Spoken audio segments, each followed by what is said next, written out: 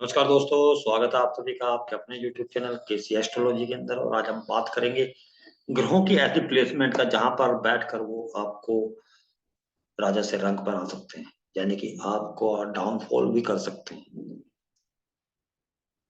उन प्लेसमेंट्स को जान लेते हैं पहले। प्लेसमेंट जैसे कि जुपिटर अगर आपके 11th हाउस के अंदर हो, बुध आपके लगन के अंदर हो, सेकंड हाउस आपका शनि आपके 5th हाउस के अंदर मंगल हो, और अगर आपके 7th हाउस के अंदर शुक्र और 8वें भाव के अंदर सूर्य, 9वें भाव के अंदर चंद्रमा। ये ग्रहों की ऐसी प्लेसमेंट है जहां पर जो है कि वो ग्रह आपको नुकसान पहुंचा सकते हैं। सोचने वाली बात है ये। और बहुत सिंपल सा रूल है, इसके अंदर कोई ज्यादा दिमाग लगाने की जरूरत नहीं है। जो भी ग्रह जहां मैंने बताए हैं वो अपनी नीच राशि से अगले भाव के अंदर काल पुरुष कुंडली के हिसाब से, यहाँ पर आपके चार्ट के अंदर कोई भी जो है कि साइन वहां पर हो सकता है, लेकिन ये काल पुरुष कुंडली के हिसाब से ये इनके नीच भाव से अगले भाव के अंदर इनकी प्लेसमेंट जो है कि बहुत ही खराब रिजल्ट देती देखी गई है। क्योंकि वो जो नीच राशि के अंदर होते हैं वहां पर वो बहुत ही कमजोर होते हैं और अपने पूरे रिजल्ट्स नहीं दे पाते, या एक बंधन के अंदर होते हैं। क्या आप बोल सकते हो, जब उससे बाहर निकलते हैं तो उन्हें कुछ साबित करना होता है, तो कुछ छटपटाहट सी होती है उस चीज को लेके। और वो जो उनकी नीच राशि है उसको इग्नोर करते हैं, वहां के सिग्निफिकेंट को इग्नोर करना शुरू कर देते हैं, जिसकी वजह से उनका जो है कि जीवन के अंदर डाउनफॉल शुरू हो जाता है या ग्रोथ हो जाता है। ये बहुत ही जबरदस्त पॉइंट है, बहुत ही सिंपल है। इसके अंदर करना कुछ भी नहीं है, कोई बड़ी रेमेडीज नहीं है।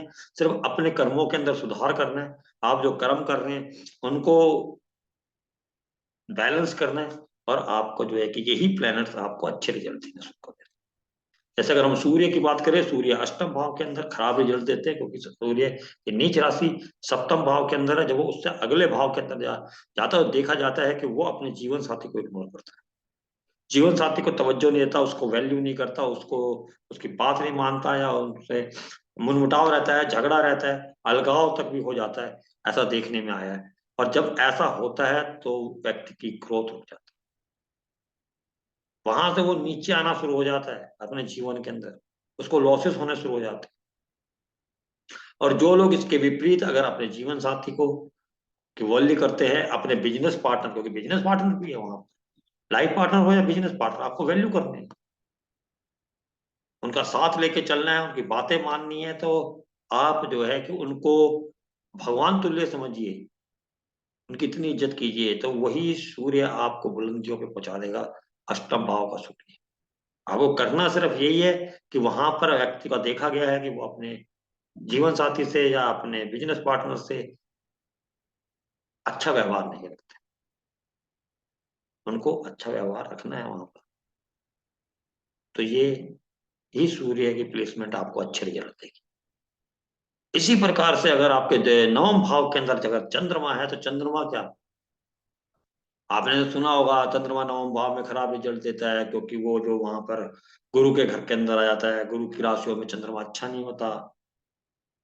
ऐसे व्यक्ति पे इल्जाम लगते हैं। चंद्रमा अगर नवम भाव के अंदर हो तो वो ठीक है, वो भी प्रिडिक्शन सही है, वो तो अपने मैथोलॉजी स्टोरी के हिसाब से। लेकिन यहाँ पर देखने में ये भी आता है कि जो व्यक्ति ज्योतिष विद्या के अंदर विश्वास रखता है, जो व्यक्ति ओकल्ट के अंदर विश्वास रखता है, जो व्यक्ति जो है कि धर्म का पे आचरण करता है, क्योंकि नवम भाव धर्म का है, अष्टम भाव धर्म को तोड़ने का है। लेकिन जो धर्म को फॉलो करता है, यानी कि, तो वो ज्योतिष को मानता है, तो वो ओकल्ट है, इन लॉज की बातें मानता है, या इन लॉज को जो है कि मानता, तो वो भी वहां पर जो है कि अच्छे रिजल्ट देते हैं। ये देखने वाली बात है।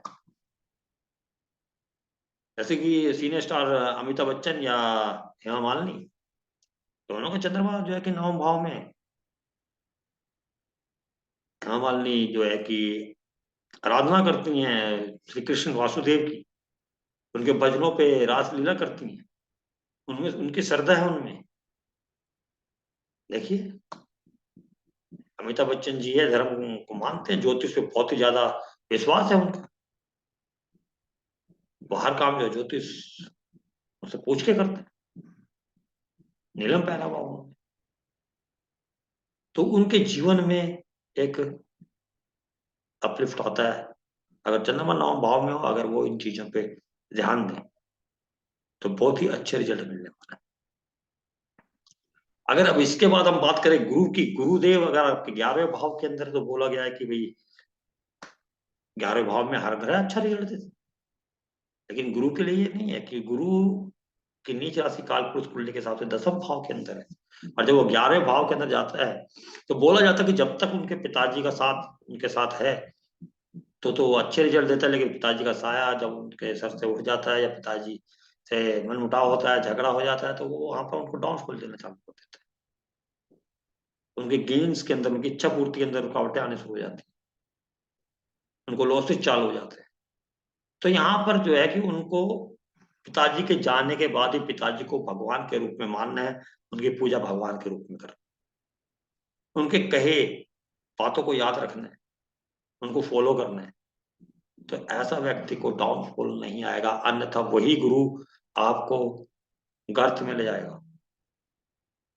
गुरु का 11 भाव के अंदर होना, आपको अपने पिता को इज्जत देनी है, आपको अपने पिता की पूजा करनी है। इसी प्रकार से बुध जब आपके लगन के अंदर आ जाता है, बुध जब लगन के अंदर आता है तो बुध जो है कि बोला जाता है लांछन देता है, ठीक है। लेकिन उसके अलावा देखने में ये आया कि जब बुध लगन के अंदर होता है, व्यक्ति अपने खर्चों पे कंट्रोल नहीं कर पाता। अपने दान देने, बढ़ा चढ़ाकर दान देना, इन्वेस्ट करना जरूरत से ज्यादा, मतलब जितना है वो तो ठीक है, लेकिन उससे बढ़कर कर्जा लेकर किसी को दान देना या कर्जा लेके इन्वेस्ट करना, अपने खर्चों पे कंट्रोल रखना, उनको देखना कि अपने खर्चों पे कंट्रोल नहीं रहता, बहुत ज्यादा खर्चा करना। और यही जो उनकी आदत है वो उनके लिए नुकसानदेह है, वो उनको डाउनफॉल कर देती है, उनके ऊपर कर्जा हो जाता है। बुध जो है कि लगन के अंदर जितने भी व्यक्तियों का है, वो देखना अपने चार्ट्स के अंदर कि वो जो है कि कहीं पर इन्वेस्ट करने के लिए या अपने खर्चों पे कंट्रोल नहीं कर पाते। आपको ये करना है। अगर आपको इसमें दिक्कत आती है तो आप विष्णु सहस्त्रनाम का पाठ कर सकते हैं बुध के लिए, बुद्धि को शांति का देगा, सही रास्ता देगा, सदबुद्धि। मैं ये नहीं कह रहा कि बुद्धि नहीं होगी, लेकिन उस बुद्धि को यूज, वो बड़बोलापन सब होता है ना बुध लगन के अंदर, उसकी क्वालिटी आएगी। जैसे ज्यादा बोल देना या जैसे ज्यादा दान देना, बुद्धि कुछ ज्यादा ही चल रही है, लेकिन वो उस तरफ नहीं चल रही है कि यहाँ पर मेरा नुकसान भी हो रहा है। वो देख रहा है कि मेरा स्टेटस बुध है, लगन के अंदर है, स्टेटस के लिए कहा गया, वो खर्चा कर रहा है दिखाने के, दिखावा, उस पर कंट्रोल। इसी प्रकार से शनि जब दूसरे भाव में आया था तो लगन के अंदर नीच का था, और लगन के अंदर जो है कि नीच का होना यानी कि हीन भाव वाला का आना, एक कॉन्फिडेंस का ना होना। और जब सेकंड हाउस जब शनि जाएगा तो ओवर कॉन्फिडेंस देता है। अब व्यक्ति अपने ही किए गए कार्यों की वजह से उसको डाउनफॉल का सामना करना पड़ता है। और कॉन्फिडेंस, कॉन्फिडेंस होना अच्छा है लेकिन ओवर कॉन्फिडेंस खराब। तो यहाँ पर ये ध्यान देने वाली है।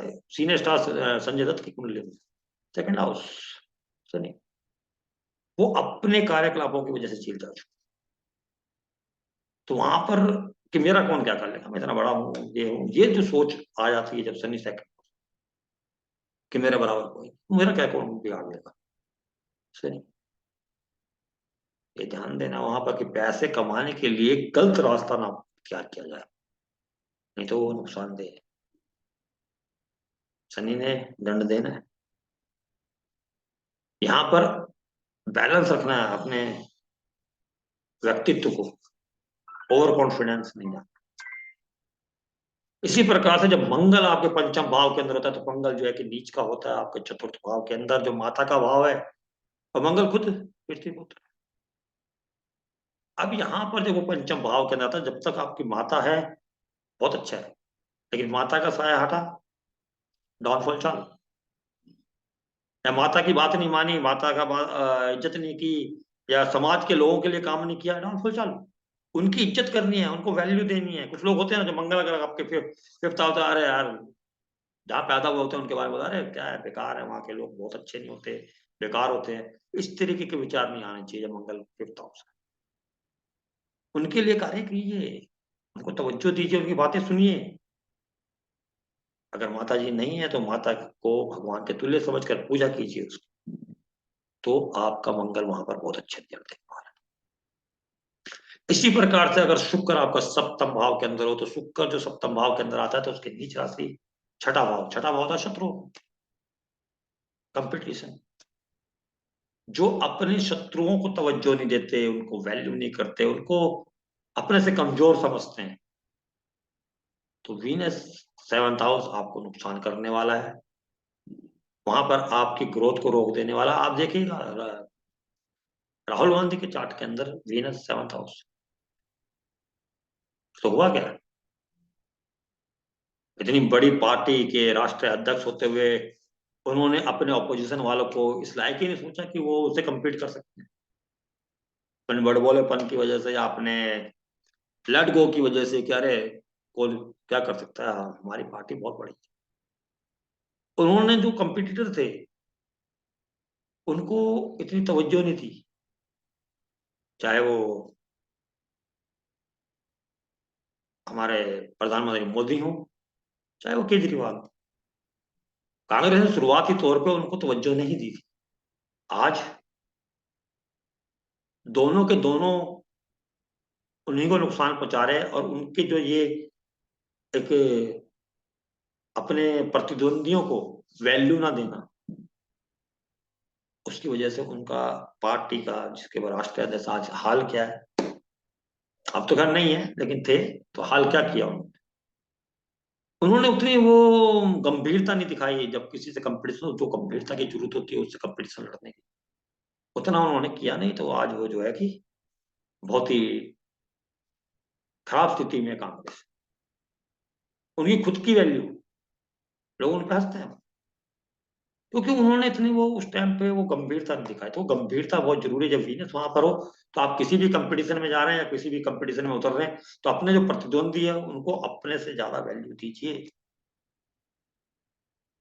वहां मेहनत करने की जरूरत है आपको, समझने की जरूरत है कि आपका प्रतिद्वंदी आपसे मजबूत है, तो आप कामयाब रहेंगे। जब आप वैल्यू करना सीख जाएंगे अपने प्रतिद्वंदी को, बराबर की टक्कर देने के लिए आप पूरी मेहनत करेंगे, लेट गो नहीं करेंगे कि ये मेरा क्या कर सकता है, इस तरीके की स्थिति आपको नीचे गिरा सकती है। ये कुछ प्लेसमेंट्स हैं जो चार्ट के अंदर अगर आपको हो तो आपको इन बातों का ध्यान रखना है, लेकिन व्यक्ति रख नहीं पाता, इसलिए वहां पर नुकसान होता है। तो ज्योतिष का काम क्या है?